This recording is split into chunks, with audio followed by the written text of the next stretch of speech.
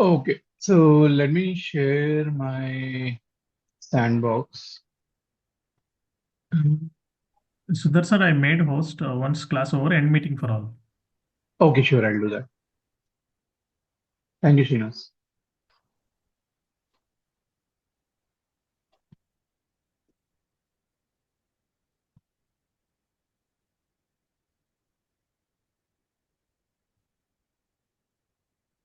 Let me know if you're able to see my campaign console. Yeah, I can see Sindhu. Okay, so whenever you log into Adobe Campaign, what you see is this home screen like this, and all your configuration and the work you will be doing in the Explorer view, which is the when you click on Explorer, you get this navigation. Okay. So Adobe Campaign is a Adobe Campaign Classic. What we are looking at is a client server application wherein you install the client version of the application on your Windows machines, where and the server will typically be hosted on Adobe Marketing Cloud. So earlier there are flavors of this, this being a client server application. So there are various flavors of how this application gets installed across various customer various customer places.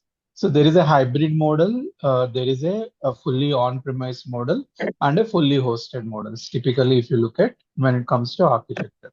So to explain that in simple terms, uh, there'll be some proprietary customers who are very strict on their data and they don't want their data to be hosted elsewhere, and they want everything, all the applications used by them to be hosted in-house. For such customers, Adobe Campaign used to do the deployment of the client and server, everything inside the in their environment or the servers. This just like how the setup was done on your local machine, where we have installed the client, we have installed the server and the database, everything on local. This setup is called a fully on-premise setup. Whereas some customers will have the database and the server installed on that. But for sending the communication out, they use the Adobe Campaign server, which we call it as a mid server, for sending out the communication out. And then the 95% or 98% of the customers, majority of the customers, follow the fully hosted model where only the client is installed on the individual user's machine. The entire server, the database, everything is hosted on the Adobe Marketing Cloud. So that setup is called as a fully hosted cloud. So whatever is architecture, the underlying functionality or the way you configure things is more or less is almost the same. There's nothing different in terms of how you can go forward with your day-to-day work in Adobe Campaign development. So this is in terms of the high-level architecture of the Adobe Campaign. So now when it comes to what do you use the Adobe Campaign tool for? Now, let me take an example like the most commonly known to all, like Amazon, right? So Amazon is an e-commerce, right, where it hosts a various set of products where you browse through the products, buy the products and all. But in order to ensure that, they get the most value out of their customer base, so they try to send a frequent marketing emails to their user base based on their engagement history with them. For example, if you have purchased a product of one particular type, so they would do some identification, like saying since you have purchased this product in the past, you're more likely to purchase a relevant product or an accessories related to that, or anything that goes well with that product, and they might send you that as a recommendation. That is one example. So likewise, there can be n number of marketing scenarios or use cases which the marketing team will decide upon based on the available data and available demographics or the behavior information or the historical information which they already have captured in their data mart. So to send the various communications out. So the communication can be a marketing email. The communication can be a marketing SMS. So within SMS, we now even have one more flavor called RCS, which is the Google form of communicating the messages. And then we have WhatsApp, right? WhatsApp as a channel. And then you have a push notification, which usually doesn't cost anything in terms of leveraging the service. And there are various, and then you have the direct mail, like wherein to your home address, you get a pamphlets and other thing, advertising about certain products. So these are the various standard ways of communication which a majority of the customers use to reach to their base, which in turn which in turn help them gain more revenue out of all the marketing communications which they devise. So for doing all this marketing communication, so the leading tool in the entire market when it comes to marketing communication is the Adobe Campaign, right? In that Adobe Campaign, the Adobe Campaign Classic is the most used version by multiple majority of the customers. And within the Adobe Campaign Classic, the latest version that is running is on V8. But V8 doesn't for V8, I mean, is more costly and uses a mix of two databases, which is a Snowflake and Postgres. So we don't have the environment, or it is not possible to get a sandbox of it for giving you the flavor or training. But the underlying concept or the way you configure things is exactly same as in V7. This particular training, whatever we are going to do, is purely focused on V7. So not very few customers have migrated into V8, but 90% of the 95% of the customers are still on V7. Okay, and V7 is what we are focusing on as part of the training. Any questions so far? No, Sundar, clear. Okay.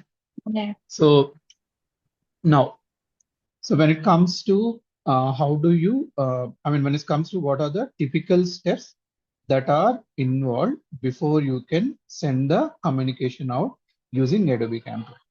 Now, let's take email as an example. For sending an email to the end user, what is required? You would need the email address of the user, right?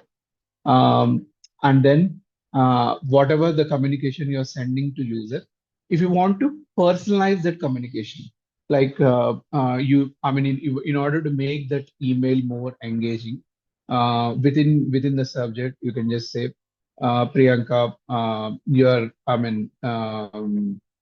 here is a great offer for you, or dear Priyanka. And I mean, when the email is addressed to you as a known customers, you're more compelled to engage with it than a generic email which says a dear user, hi user, or something like that, right? So Adobe Campaign has that capability wherein you'll be able to personalize the email at scale. Even if you are attempting to send 10 million emails at one go, during the send out, Adobe Campaign has the capability wherein it will individually personalize the 10 million emails with the appropriate personalized content available in the Adobe Campaign database and sends the communication out. So the first and foremost activity, right? Before you send out any communication, you need the base information of your end user within the Adobe Campaign database. The base information being the email address to which you want to communicate. If it is an SMS or WhatsApp or RCS, you need their mobile number. And if it is a direct mail, you need the end user postal address, right? This is the basic information of the end user, which we call it as a recipient. Recipient is the term that is used across the Adobe Campaign, and that is our main table inside the Adobe Campaign Classic. So when we install the local sandbox, right? So when we are doing the installation, you can see that when you clicked on the start, it created certain tables and installed various packages. So we call that as the out of the box. Out of the box is the term which is used for components that are installed during the setup, right? So those out of the box components are the table are always referred with the namespace NMS. Okay, so NMS recipient is the main table which we will be using in the Adobe Campaign, and that will have the end user record. Just a minute.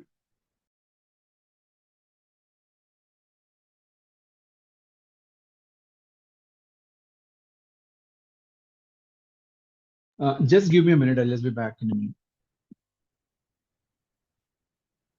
Hello?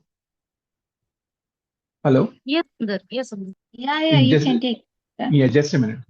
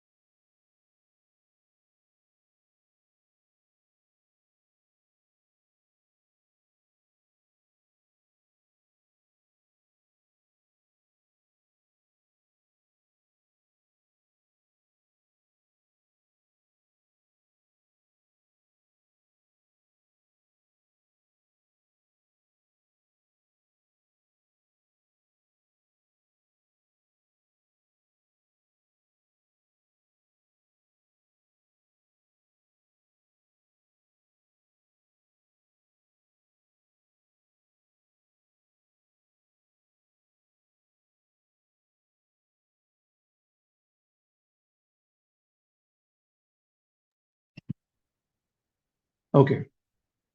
So I'm talking about the main table, which is the NMS recipient table. I'm audible, right? Yes, Yes, Sundar. you are. Yeah. Okay. So NMS recipient is the base table within Adobe Campaign, where we bring in all the end user information, which includes the key information that is required for sending the communication out, along with the additional information about the end user, which we typically use either in the personalization or identifying um, a particular user who qualifies for a particular type of marketing campaign. So, and then for so when you look at sending the communication out, so there will be various marketing use cases which you will be working on. So for each marketing use cases, you will need different type of data. Um, So for getting each type of data, so within your source system, the data might be stored in a multiple tables or the various tables within the data model. But you don't, I mean, you should not bring in all the data that is available in source system into Adobe Campaign. So Adobe Campaign is not a data warehouse. It is not a data warehouse, and you need to bring in only the information which is relevant for your marketing campaigns. So you should not bring and store any additional information just because Adobe Campaign also has a database and it allows you to store the data. So you need to be cautious in terms of what data you're bringing in, because the Adobe Campaign licensing is based on the total number of active profiles. Active profiles in the sense I mean the users whom you are engaging regularly. So the total number of users you will be engaging regular basis, based on that, the licensing will be done, and accordingly, the available database size and everything will be allocated. So if you try to bring in more and more amount of data, you might end up using the entire space. And when the database space increases and reaches its threshold, your whole system works slowly, which will degrade your performance a lot, and you will not get the expected throughput or the expected result as per your marketing communications. So whatever data you're going to bring into Adobe Campaign, so that should be relevant to marketing purposes. So the first and foremost, whenever a customer purchases Adobe Campaign instance, you're going to discuss with the client to identify what are their typical marketing use cases. So they are planning to leverage within the Adobe Campaign. Accordingly, you identify the key data elements or the data attributes or the related data at a end user level, which is a recipient level, which you need to bring into Adobe Campaign. Accordingly, with the end user recipient table being the main table, you will decide or define the data model. So if any additional data needs to be brought in, you will create additional tables with where the data is linked to the recipient. And that is once you decide on the data model, you will have to create those tables within the Adobe campaign. So once the tables are created, you need to build a mechanism or a process that loads the data into these tables. And once the data is loaded, so one part is ready wherein you have all the relevant data flowing in. But whatever data you are bringing in, so they'll on a daily basis, there'll be transactions or the updates that happen at the source system. So you also need to have a mechanism set up so that will take in and flow in your incremental updates also into Adobe Campaign. So there'll be an initial load based on the data model, what you decide. So that will happen. Post initial load, there will be a daily incremental load that will also be set up, which will send the regular updates from your source system into Adobe Campaign. That way, your Adobe Campaign data mart is refreshed on a regular basis, and it will have all the recent relevant data to be used for your marketing purposes. So defining the data model and setting up the process to load the data forms a first part of the development or the base implementation once a customer purchases a Adobe Campaign instance. And once the base implementation is done, whenever you have a future marketing requirements, there might be need to enhance the data model wherein you might need to add some additional columns or create some new tables. And this will be an ongoing activity or the ongoing support which you provide to a customer on a regular basis based on their marketing needs. Any questions so far? So just if you want to bring the external data to campaign, like how we'll do that? It's just like, is there any external tool we have to do, or it's just a normal process, like you will just import it? Yeah, so we'll get there. It's a typical process or the standard process which every customer follows is a flat file approach. So whatever data that needs to be ingested from the source system, so the data will be exported in the form of a flat file, and that will be uploaded to a dedicated SFTP server, which will be provided by Adobe Campaign. Like each Adobe Campaign instance will have its own dedicated SFTP server. So they on a regular basis, from the customer side, whatever data they need to upload, they will be generating the data in the form of a flat file. And for the security purposes, Adobe Campaign gives the flexibility of doing a PGP encryption of the file. And you can even compress the file with a gzip supported format. So you can do an encryption and even compression and send that encrypted and compressed file to Adobe Campaign. And the automated process or the import workflow, which we call, will take care of decrypting and unzipping the file and read the content in the file and process and load the data into Adobe Campaign table. So to create a table, you create the configuration element. What you use in Adobe Campaign is the data schema. So you create a data schema in Adobe Campaign, which is nothing but a wrapper to the table in the a table in the Postgres database. And for loading the data into that table, you will create a workflow, which you call it as an import workflow, wherein you read the information from a flat file, process the data, and load the data into the table. So flat file is the standard approach which majority of the customers follow. But there are other ways like you can even push the data via API. But that API is meant to be only for smaller subset of data because that is a unitary operation. And you cannot use it for huge amount of data. And also Adobe Campaign, even though supports API, it is not meant to be a API only tool. When you want to share large amounts of data on a regular basis, the flat file is a recommended approach to push the data. Okay. Okay. Yeah. Any other questions? No, not as of now. Okay, fine. So that is the data part. So once the data is available with you, so then the next part comes in is segmenting the data to identify a target set specific to your marketing use case.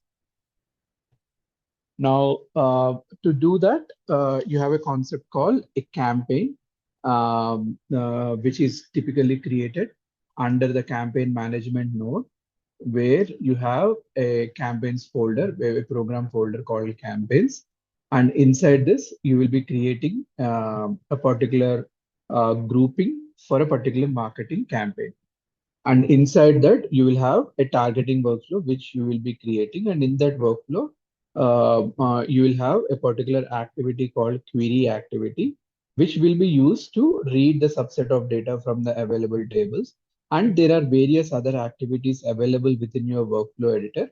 So that gives you the flexibility of, merging the multiple data set, unioning the data set, or finding an intersection between the data set, or doing an exclusion, or merging multiple data set. So whatever data transformation you will have to do by reading the information from multiple data tables or the sources, the ad campaign workflow allows you to do that and help you identify the final target set of users that matches your marketing requirements. And once that is identified, you will be creating a delivery, which you call it as a delivery activity, which you're going to use inside the workflow. And in that delivery, if it is an email, you will be uploading the HTML. So the HTML gives you the layout of how your end user email should look like, and you will be uploading the email and adding the necessary coding or any other information needed for personalizing that email inside the delivery activity. So we will see all this in action when we go step by step in a use case. First, I'm just giving you a high level overview of all the things that you typically do. And once the delivery is created, there will be some sanity checks which you will be performing in terms of validating the HTML content in the form of proof email to make sure the email is rendering correctly. All the links are working fine, and all the links are getting tracked properly. When I say track, so it's not about sending the communication alone. It is also important to understand how many users are actually engaging on the emails which you send. So, because accordingly, you know that like I just send out an email, and if an end user does not even see or react to the email, there is no value, or there's nothing comes out of the email. Right? The email is just sent with no value derived out of it. Only when you are able to make the end user engage to the email and click on the link which you wanted them to click and land into, so there are high chances of that user converting and giving you the revenue.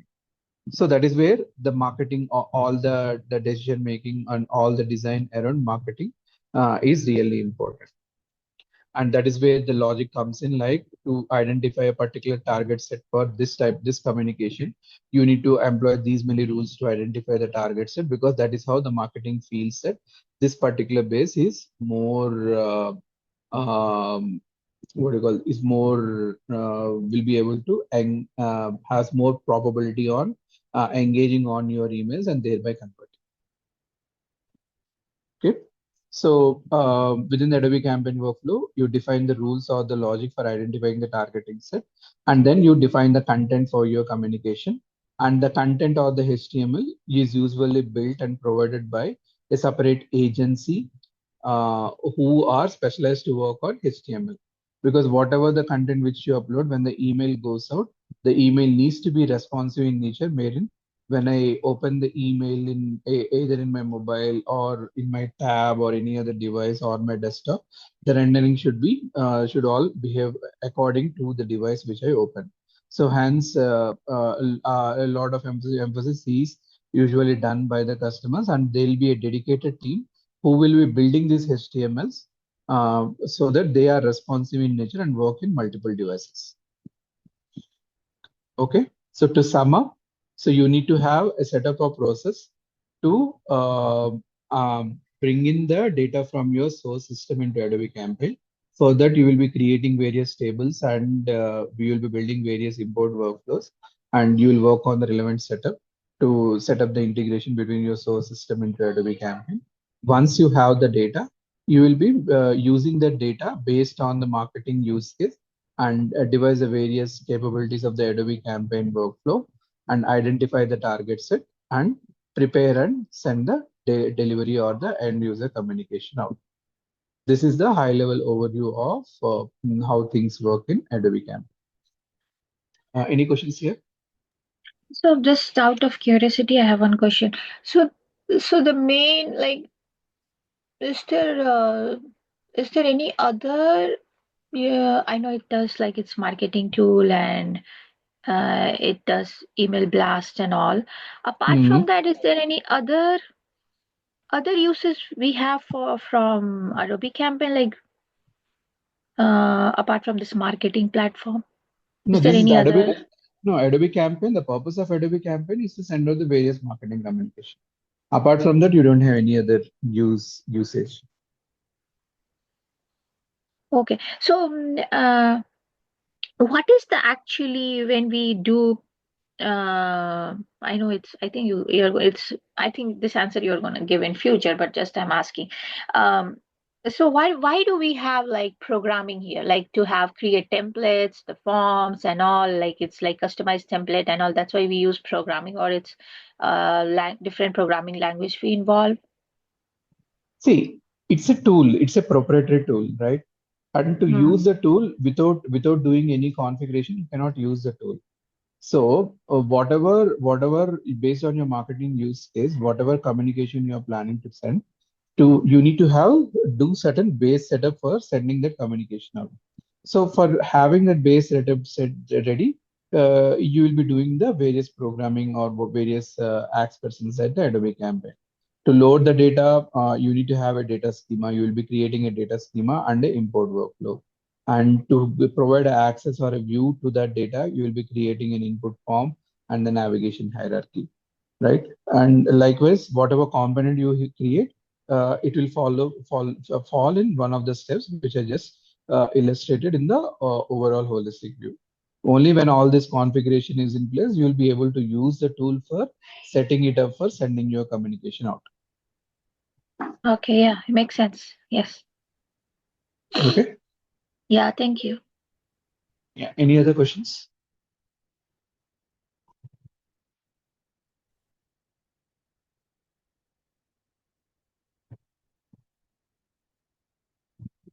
No, not no. Okay.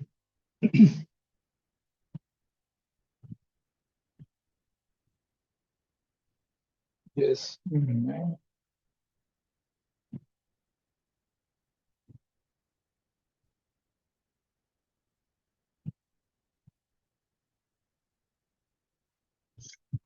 Let me stop sharing the application and share the design document of what we will be doing.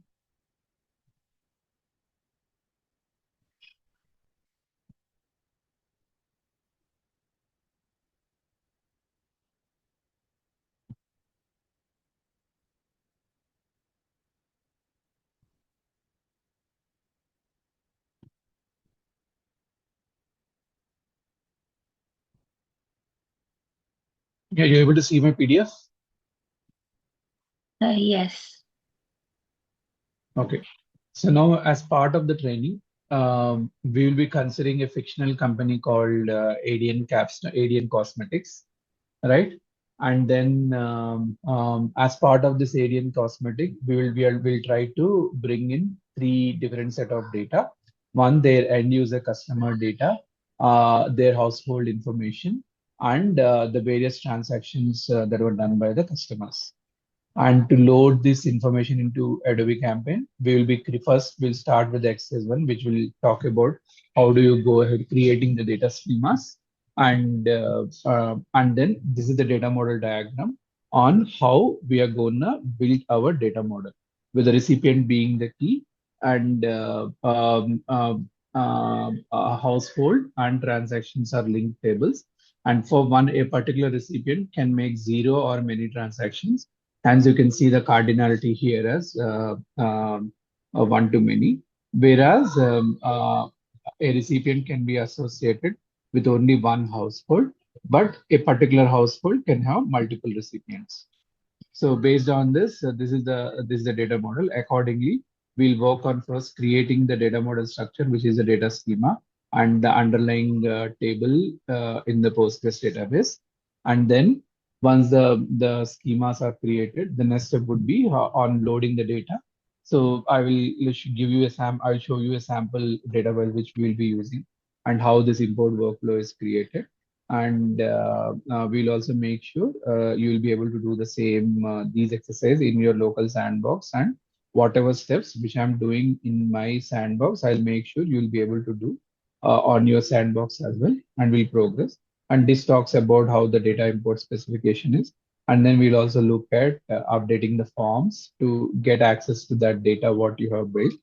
And then we talk about building the campaign or the end communication, or like how it typically looks like, and look at the various configuration elements in terms of how do you go ahead configuring the campaign.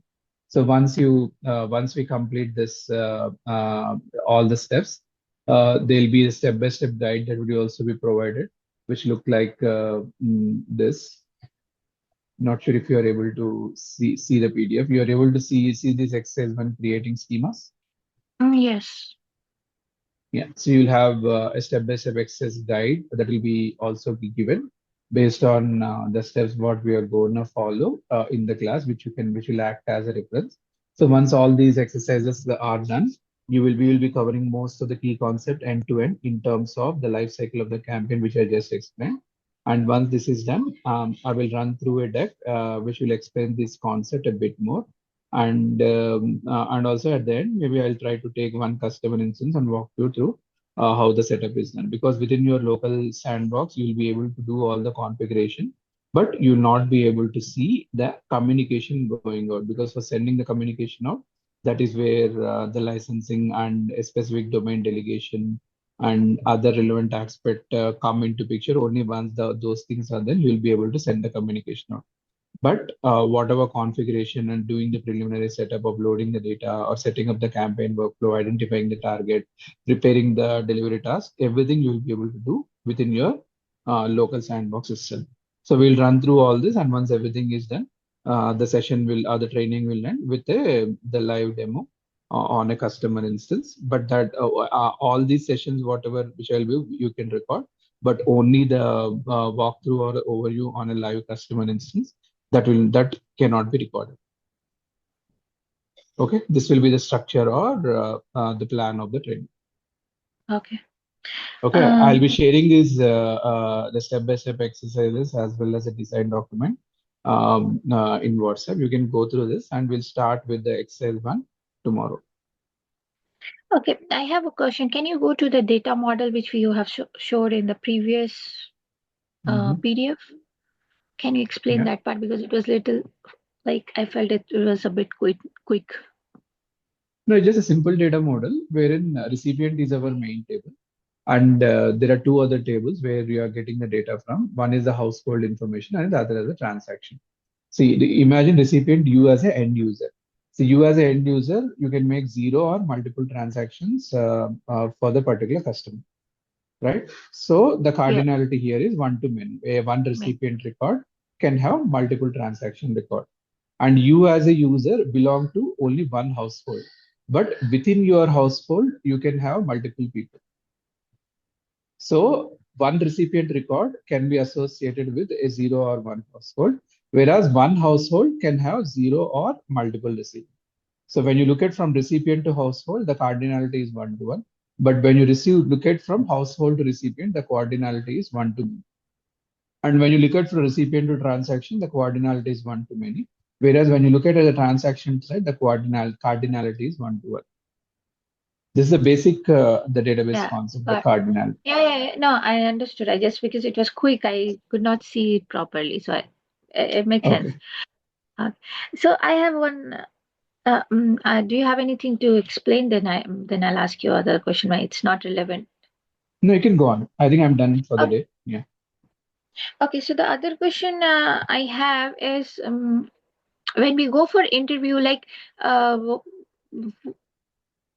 from which concept the most of the question will be asked? Like, is it like data perspective? No, it is completely dependent on the interviewer. There's no standard thing or anything. You need to know the holistic view of end-to-end how things work. So they might ask you questions from anywhere. Okay. Okay, no problem. Yeah. And with So Adobe we are Campaign, only with practice, when you start working on the configuration. So when you get a typical particular use case, when you build that particular use case once, so the next time it will be more of a repetitive kind of work, because the tool or the functionality, once you get hold of using it for one particular type of requirement. So when a similar, most of the cases when you work on a different customers or different scenarios, so the configuration or the steps will be the same. So the first time when you work on a tool, you might face little difficulty, but once over working on it for 6 months to 1 year, so then you will find it much more comfortable working on the campaign. But that first initial period, how much effort, how much amount of effort or time you put in learning, until unless you have a practical exposure on using the tool, you will not get a grip of the tool. okay. Yeah. Yeah. Any other questions? And we are gonna do this. So this is our project during the training. Correct. Yeah, correct. Okay. Yeah. Any other questions? No, I don't have. Not from my end, December. Okay. So we'll end the session here today. I'll share this exercise document and the design document. So you can go through this to get some peek into what we are going to do. And we'll go step by step. And I'll show, I'll do the configuration in my local. And then I'll make sure the same configuration is reflected in your machines as well before I move on. Okay? Okay. Yeah. Cool. Thank you both. Thank you. Thank you. Thank you.